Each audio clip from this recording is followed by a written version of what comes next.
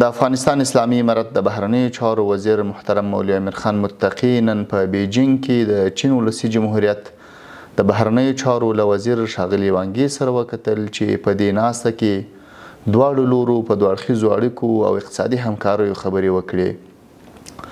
د هیواد د بهرنیو چارو وزیر چین د افغانستان له مهمو اقتصادي شریکانو وباله او هیله څرګنده کړه چې په نږدې راتلونکي کې د دواړو هیوادونو ترمنځ سوداګریز حجم د پام وړ کچې ته پورته سي.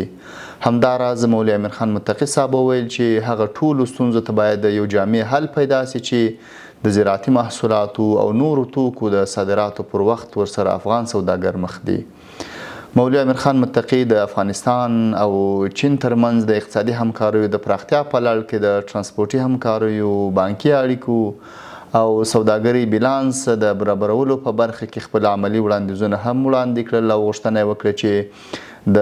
دواړو هیوادونو ترمنځ د اقتصادي همکاریو د لا پراختیا او تخنیکي بحثونو لپاره بین الحکومتي کمیسیونونه ګډ کار وکړي.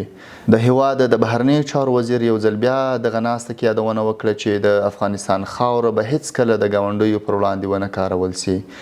همداراز د چین د ولسي جمهوریت د بهرنیو چارو وزیر په خپلو خبرو کې ژمنه وکړه چې د افغانستان سیاسي او اقتصادي ملاتړ ته به دوام ورکوي او کوشش به کوي چې د زراعتي محصولاتو او نورو افغاني وارداتو په برخه کې شته خنډونه له منځه یوسي.